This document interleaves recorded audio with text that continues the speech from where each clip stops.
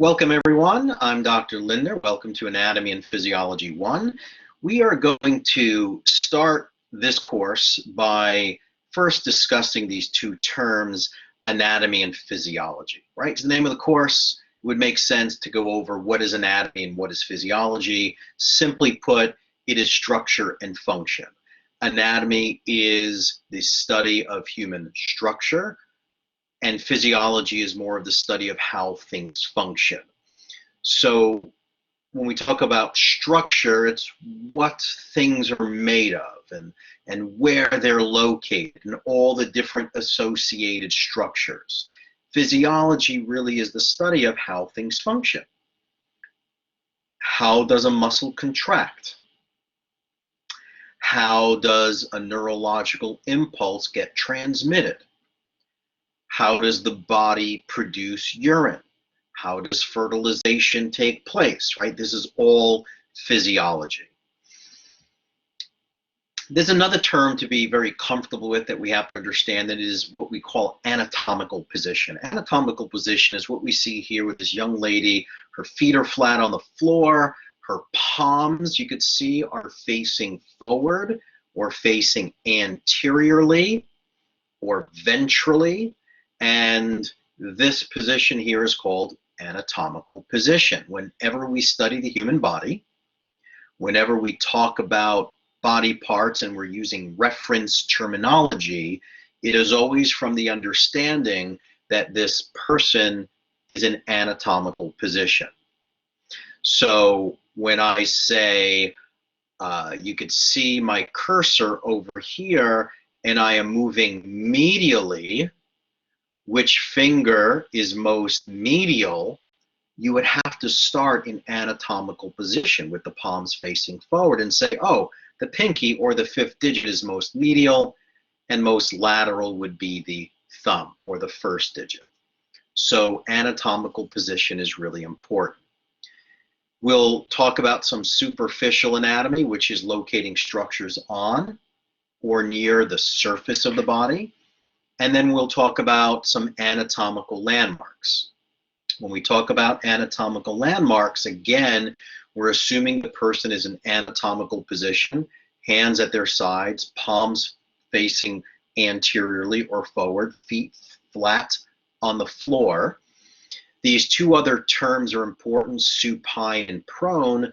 Supine and prone are both lying down, except supine when you're lying on your spine. Supine is when you're lying on your spine so that you're face up, and prone is when you're lying on your bone, which is your nose, face down. So when we look at this picture, this illustration had come from an older Connect quiz question. It wanted to know, all right, what position is this person in? This person is lying down on the bone, on their nose, so that is prone. The prone is lying on the bone. If they were lying on their spine, like we see in the top image, that is lying supine, is on the spine. They're lying face up, and supine is really the opposite of prone. When we look at the bottom, we could see prone is on the bone, that's lying face down, and that's the opposite of supine. Whereas in the middle, this person is standing in anatomical position, standing upright or erect with the feet flat on the floor and the palms facing anterior.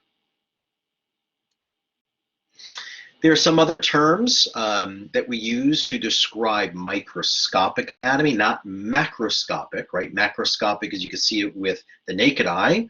Microscopic is we can see it with a microscope. When we're studying cells and their associated structures, we call it cytology. Cytology, C-Y-T, refers to cell. When we bring a bunch of cells and we bring them together, cells come together to make tissues. When we're studying tissues, we call it histology. A person who studies tissues is called a histologist. So you heard me say just before that when we bring a bunch of cells together, we get tissues. And we bring a bunch of tissues of similar structure and function together, they can create an organ. But what is it that creates cells? Cells are brought together by chemicals, chemistry, even at the molecular level. You have carbons, you have oxygen, hydrogen, nitrogen, carbohydrates, proteins, fats. They can all come together in a particular time order sequence, if you would, to create a structure. And when the chemistry comes together, they form cells. And then cells come together and make tissues. Similar tissues working together make organs. Similar organs coming together are going to make systems. And we have 11 systems of the body, like the digestive system and the immune system and the reproductive system and the muscular system and the skeletal system and the renal system. We have 11 systems. And then all those 11 systems come together to make the crowning creation of all, which is the organism, which is the human being. So if we start here at number 1, we got chemistry. We have carbons and hydrogens and oxygen and nitrogen and phosphates. All these come together, and it looks like here, look at this, we have DNA. If you look at DNA, what is it? It's a structure. And look at the structure. It's what we call a double helix. So even at the chemical level, there is structure. And structure will determine function. The way something is structured helps to determine how it functions. If we look at the shoulder joint is a ball and socket joint. And this ball and socket can move in a variety of ways, but your elbow joint, its structure is different than the shoulder.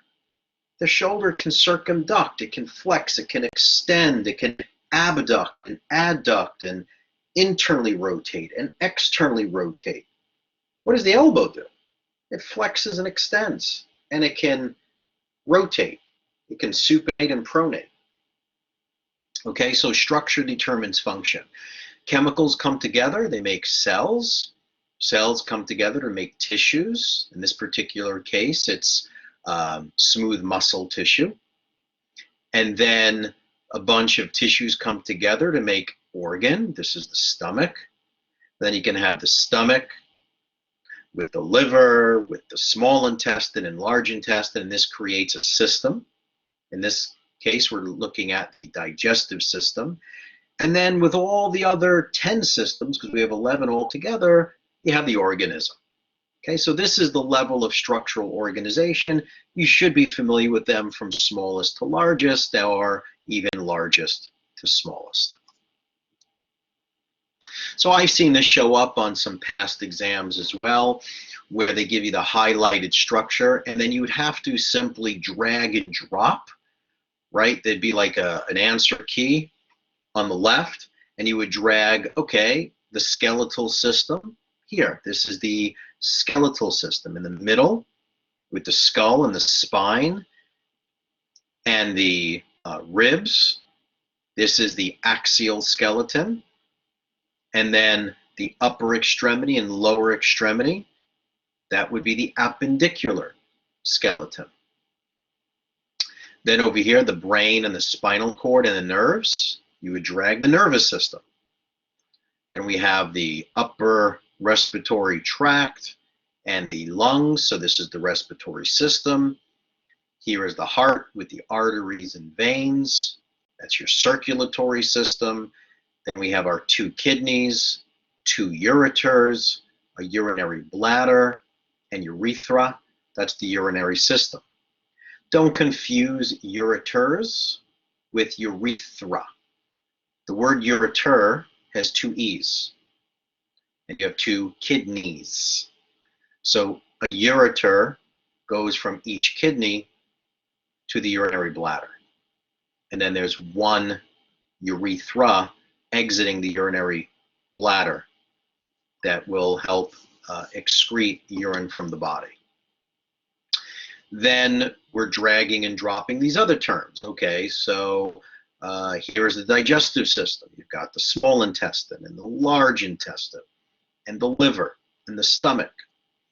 Here they're looking at the entire exterior of the body, the hair, skin, and nails. That's the integumentary system. Here we're looking at the kidneys, pancreas, thymus gland, thyroid gland, pituitary gland. This is all part of the endocrine system. These make hormones. Endocrine glands produce hormones. Then we have the muscular system. When we do the muscular system, much like when we do the skeletal system, we'll break it down. When I teach it, I'll do the axial first and then the appendicular. When I do the muscles, I'll do axial, everything in the center, and then the appendicular, the upper and lower extremity. Then we have all these lymph nodes. These are all part of the lymph system.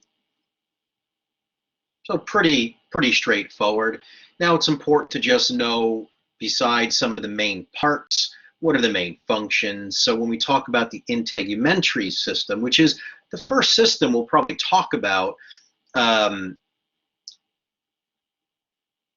it's so very important because when we talk about cells coming, chemistry coming together to make cells, and then cells coming together to make tissues, the integumentary system is made up of 4 tissues.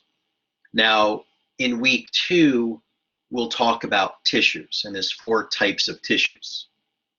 There's epithelial tissue, connective tissue, muscle tissue, and nerve tissue. And the reason why the integumentary is one of the first systems that we discuss is because it is composed of all of the 4 tissues. So it's really important. So the skin, the hair, the sweat glands, your nails, the integumentary is going to protect us from environmental hazards. It's involved in regulating your body temperature, right? You know, when you're hot, you can perspire. Perspiration comes through the sweat glands, through the skin. We know that if an insect is crawling on you or a mosquito, you can feel it because the skin is highly sensory. It sends a lot of sensory input into the body. It ascends up the spinal cord and into the brain and makes you alert. The skeletal system. Axial skeleton is everything in the center, and then the appendicular is towards the periphery. We're talking about bones, cartilage, ligaments, even bone marrow. And the functions of the skeletal system, it does provide support and protection for other tissues. Look at the skull. I mean, what other organ is fully encased by bone? Just the brain. So bone helps to protect. The heart is also, and the lungs are also protected by bone, by the ribs, of course, but you have 12 pairs of ribs and there's spaces between each rib. It's not like the skull or the vertebrae that really do an amazing job at fully protecting the brain and the spinal cord. Another big function of the skeletal system is that the bones act like a bank.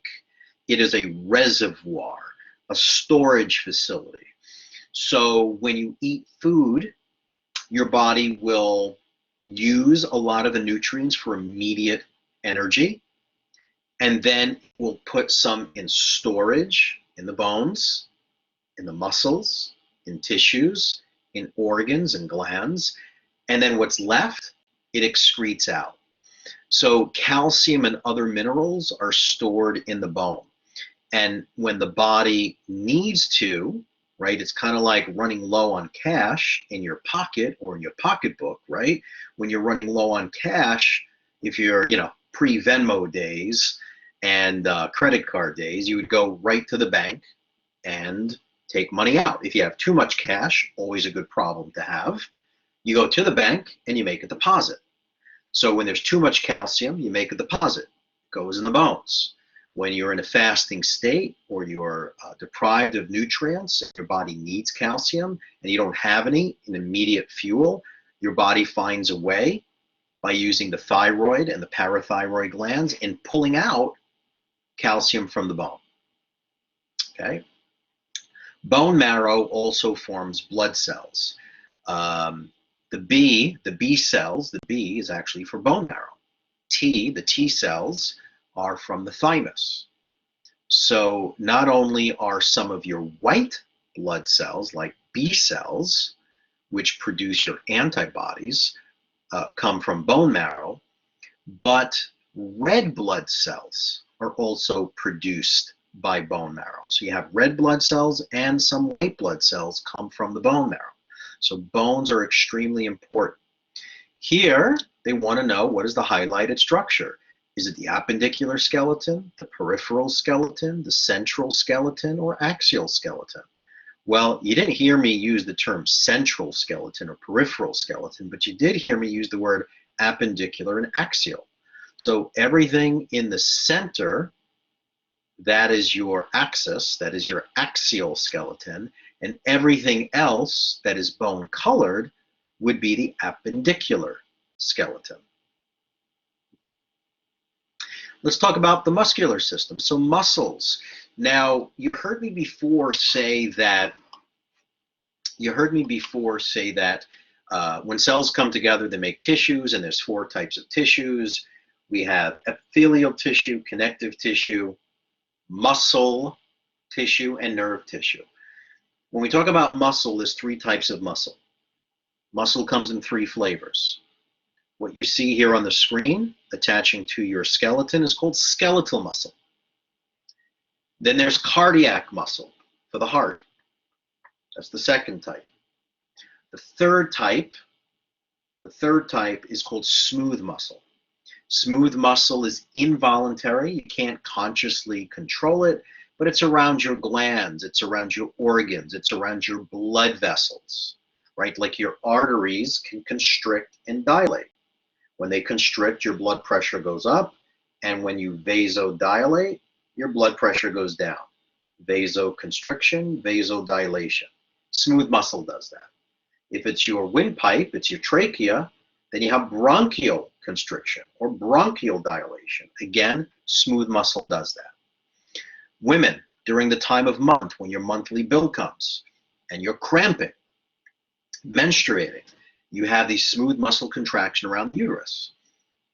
Guess what makes it better? What do most women crave during that time of the month? Chocolate, chocolate, chocolate, chocolate, give me chocolate, gotta have chocolate. Where's the chocolate? Where's my stash? Who got it? Right? It's chocolate.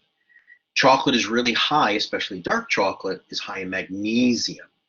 Magnesium is a muscle relaxer. It's a natural muscle relaxer. Why is it a muscle relaxer? It regulates how much calcium comes in to make it contract. Because calcium is involved with muscle contraction, magnesium is a natural calcium channel blocker. So it can relax the muscles. That's why people take magnesium at night, helps them sleep at night. Magnesium can help with blood pressure issues, can help with high blood pressure, it can help with fast, rapid heart rate, can help with smooth muscle contractions like uterine contractions. Okay, so that's the 3rd type. So you have skeletal muscle, smooth muscle, cardiac muscle. We're going to focus on here skeletal muscle. It provides movement. When muscles contract, now the term contraction is an interesting term because most people think it means when a muscle shortens. But contraction really means when a muscle can shorten, when a muscle can lengthen, or a muscle can remain the same length and there's tension there. Like pushing against a wall or pushing a car that's in park, you can feel that your muscles are contracting, but you're not really accomplishing anything. You're not moving anything. So the term contraction really means that there's tension that's being generated in the muscle. If there's tension that's being generated in the muscle, that's a muscle contraction. Muscles can contract while they're shortening, while they're lengthening, or while they're remaining the same length. Okay. Muscles can protect your body as well. We have muscles around our neck that protect a lot of our arteries and veins and nerves. We have muscles around the abdominal region to protect our abdominal organs. And muscles generate heat. Well, this is something that you know. It's maybe something that you just didn't know that you know, right? There's things that you know, and there's things that you didn't know that you know. You just need to be reminded of it. When you go to the gym, when you're running, when you're exercising, you're utilizing your muscles, and by contracting those muscles, they generate heat. You sweat, you perspire. We know when someone has a fever, their body feels cold, right? And your muscles contract and you're shivering. That generates heat. That raises your body temperature, because sometimes your hypothalamus and your brain cannot increase your temperature enough to burn off a bacteria or to incinerate and kill off a virus, right? These things love to live at 98 or 97 degrees Fahrenheit. But when your body temperature or internal incinerator starts to increase in temperature, you can kill it off. So the fever is such an amazing response, and yet people are afraid of it. I don't understand why. It's the most natural thing. I coach my patients through it, especially with their babies and their kids. They get so nervous. Their baby is 103. Oh my God, the brain cells are going to start to die, they think, and they have to give aspirin or baby Tylenol to reduce the fever right away. And I try and discourage it. Brain cells don't die until the body temperature reaches 107.9. The body is innate intelligence, knows exactly what it's doing. This is why there's febrile seizure.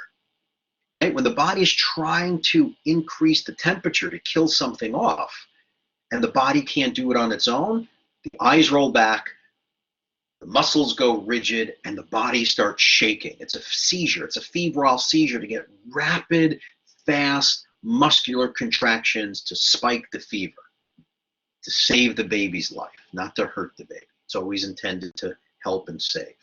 So hopefully that puts some parents at ease. I remember when my older one, when he was, I think he was 3 years old, he had about 105. He was burning. I mean, you could cook an egg on him. That's how hot he was. And he had the croup. He had a virus. And I just made sure he was comfortable.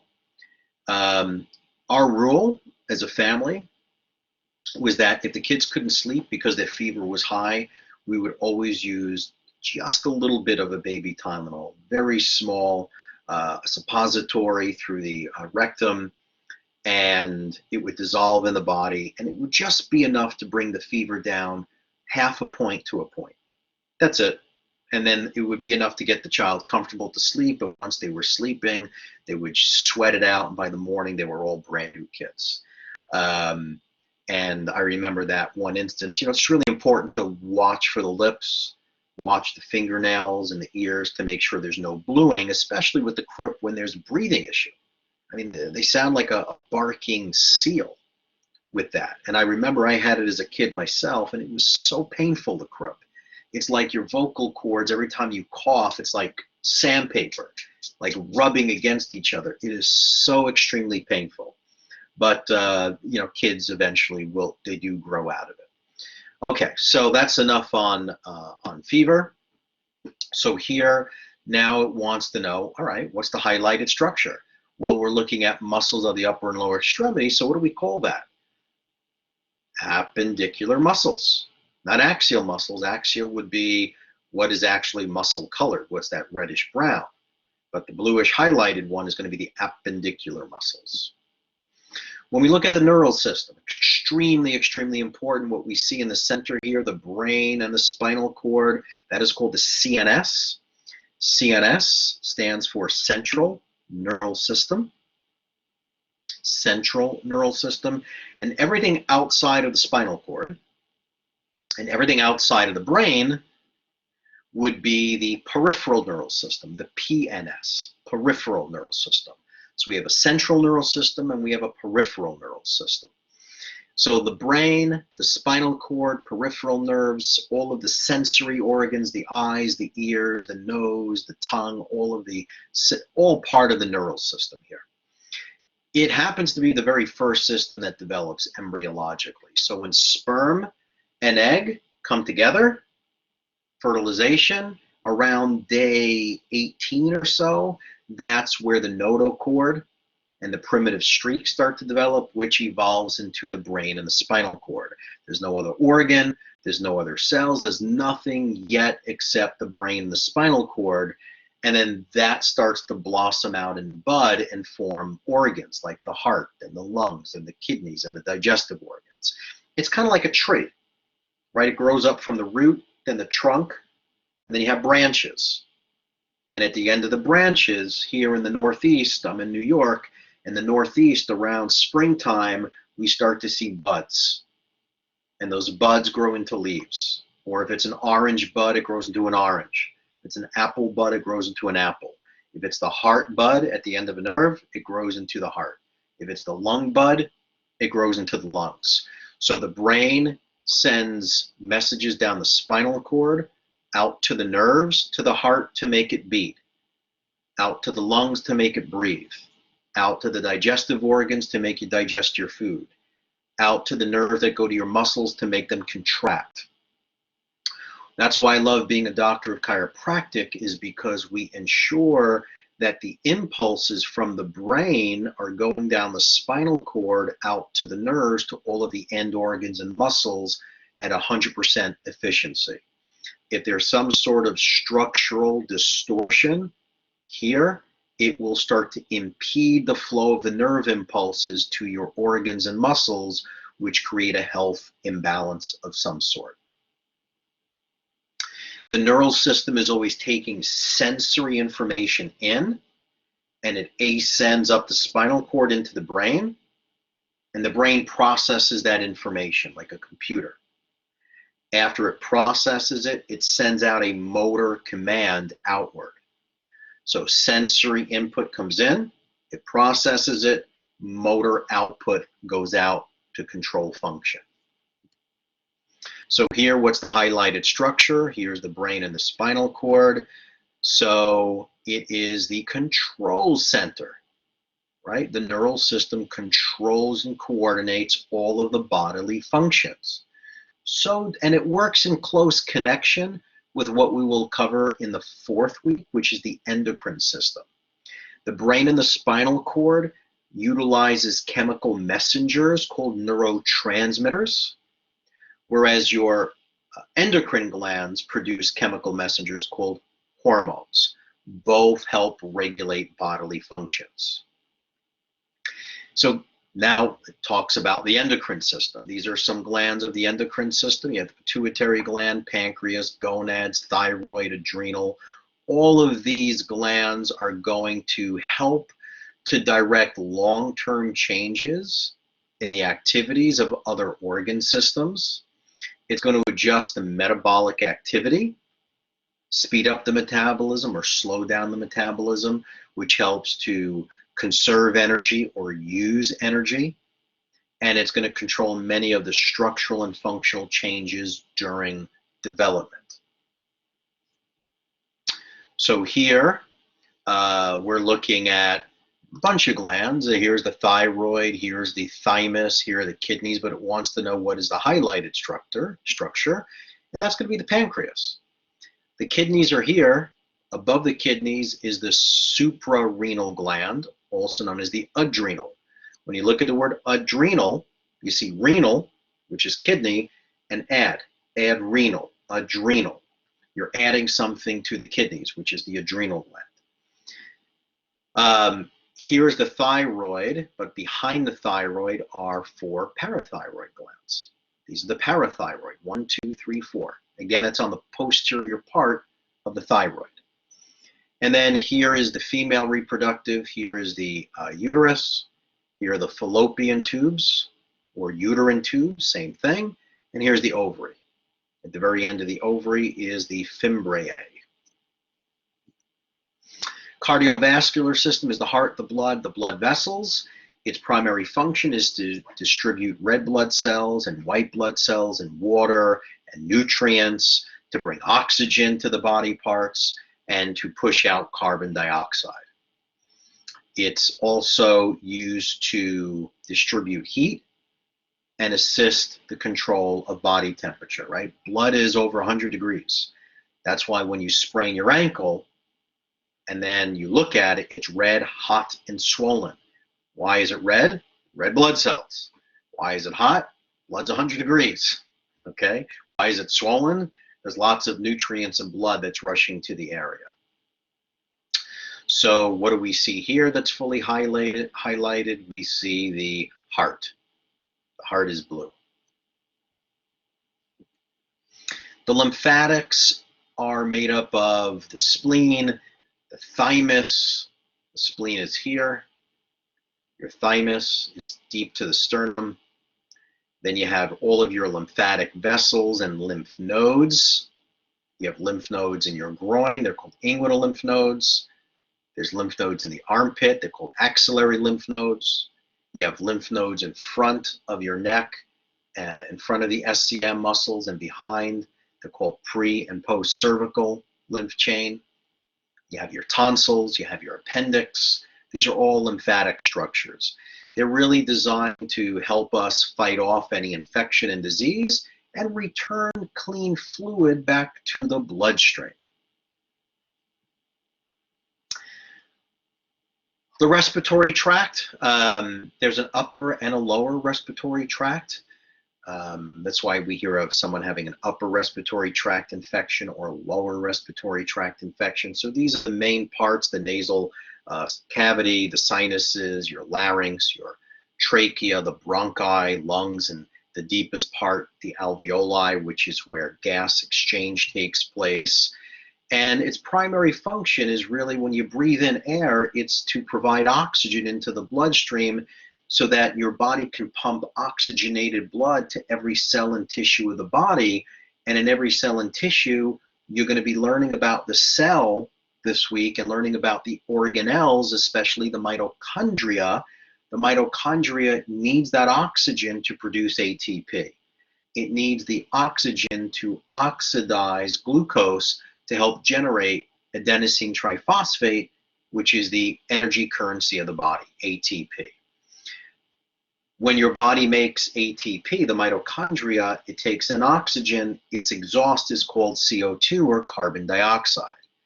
The body mitochondria uses oxygen. Its exhaust is carbon dioxide. The production of energy is what we call cellular respiration. Cellular respiration. And the sinuses are involved in producing sound. So right here, what's the highlighted section up here in blue? It's the upper respiratory tract. That's the upper respiratory tract. Everything inferior to this is lower respiratory tract. The digestive system starts in the mouth primarily. You have teeth, you have your tongue, you have your throat, your pharynx, you have your esophagus, stomach, the small and large intestine. These are the main digestive organs, and then you have your liver, gallbladder, and pancreas. Those are known as accessory organs. They are assisting the digestion by producing a lot of digestive enzymes. The purpose of digestion is really to process the food, to break it down, to absorb and save and conserve water, to get nutrients, to get your carbohydrates, your proteins, your fats, your nucleic acids. All of these are needed even at the cellular level to produce a cell membrane, which you'll learn about. There's carbohydrates, proteins, and fats in a cell membrane, which is why your diet really needs to consist of a good balance of carbohydrates, proteins, and fats. When you go on these extreme fad diets and you go, I'm going to eliminate carbohydrates, let's see how your body does with that. Oh, I'm on a low-fat diet. Let's see how your brain likes that, right? When you understand anatomy and physiology, you can't, nor should you, eliminate carbs, fats, and proteins. It is about understanding the uniqueness of each individual and understanding what type of plant you are. Do you need direct sunlight or indirect sunlight? Do you need lots of water or little of water? But the body needs them all. It's just a matter of how much protein do you need? How much carbohydrates do you need? How much fats do you need? And it's different for all of us. There isn't a proper way to eat. right? Diet, religion, vaccinations, and politics, fists fly over all of these conversations. They really do. And there isn't a right answer. It's what is the right answer for you. I can tell you that I have had carnivore patients that got sick. When they went vegan, they became healthy. But I've also had patients and even people work for me that were hardcore vegan that were very sick. When they introduced some animal product, they became healthier. So it really depends. How can you tell if something is healthy for you? How are you feeling and how are you functioning? Both. How are you feeling? How is your mood after the food? But also how are you functioning? How is your overall health? How is your blood chemistry looking all around? Okay, so that's a little bit of digestion. So here they want to know, what is the highlighted structure here? Well, this is the small intestine. The large intestine is this here. This is the ascending colon, transverse colon, descending colon, sigmoid colon, and then rectum and anus. Small intestine is here in the blue, and it has three parts: the duodenum, jejunum, and ileum, in that order: duodenum, jejunum, and ileum. But that's the small intestine. Now, the highlighted structure here is the large intestine: ascending colon, transverse colon, descending colon, sigmoid colon, rectum, and then anus. So that's the LI, the large intestine. Majority of your digestion takes place in the small intestine. This is where you start to absorb and reabsorb some water. If all the water was still in here, you'd have nonstop diarrhea, but the body has a way of retaining and pulling water back into the system so that you have formed bowel movements. Now it wants to know what organs are highlighted here. So we're looking at some structures in the mouth. These are some salivary glands. It's pointing to the liver here, and it looks like it may be pointing to the gallbladder and a little bit of the pancreas. Now, everything here that's not highlighted is your digestive tract, but the highlighted structures are the accessory digestive organs. They assist in the digestive process. The urinary system is the kidneys, the ureter, the urinary bladder, the urethra, and its primary function is to remove waste products from the blood, to help filter and clean out the blood. All the blood goes through the kidneys, which makes the kidneys the perfect organ to evaluate your blood pressure, to look at the amount of oxygen in your red blood cells. And the kidneys have a way of releasing hormones to say, hey, let's modify the blood pressure, or hey, we don't have enough oxygen, so we need more red blood cells. More red blood cells, more cells with hemoglobin combined to oxygen. Okay, it controls and regulates the concentration of blood, the ion concentration, as well as the pH, percentage or potential of hydrogen. The more hydrogens, the more acidic. The more hydroxide, the more alkalinic or basic. The urinary tract also controls water balance. We know that people who are retaining water typically get edema or swollen ankles. So you want to be careful of what we call pitting edema, which is where you can take your thumb and put pressure against the person's shin with your thumb, and when you release it, when you see the impression of your thumb, that's not a great sign. That usually means that there's some kidney issues, they're retaining water, or some heart issues, kidney and heart, if they're retaining water. And that's when the patient takes a diuretic to help get rid of some of that water. Diuretics can have great function, but they can also have some malfunctions to them, because when you lose water, you lose minerals. Water and minerals go hand in hand. So if you're peeing out and excreting lots of water, you're losing body minerals, which means you can affect your electrolytes. That will affect cognitive thinking, that will affect heart function. those electrolytes. The male reproductive tract, the testes, we'll talk about male and female reproductive tract during week 4. So we'll go over the testes, the epididymis, the ductus deferens, the seminal vessels, prostate gland, penis, and scrotum. We'll talk about some of the hormones.